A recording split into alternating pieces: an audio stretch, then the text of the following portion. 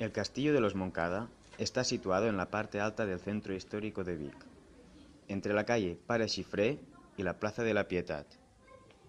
Pertenecía al linaje de los Moncada desde el siglo XI hasta mediados del XV, ya que el obispo Berenguer de Lluçà le entregó el castillo como recompensa por seguir un trato con los condados de Barcelona.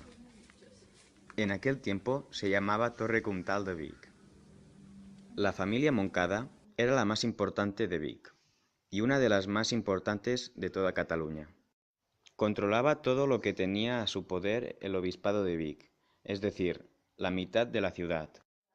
A partir del siglo XIV, la mitad que gobernaba el obispo pasó a ser de la Corona de Aragón. El castillo fue utilizado como prisión y granero hasta el 1882, cuando fue puesto a la venta. Su propietario decidió demolerlo y se descubrieron las ruinas del templo romano.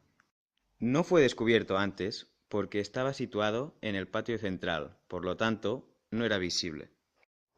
El templo fue reconstruido e inaugurado en 1959. Aún se conserva una pequeña parte de los muros del castillo.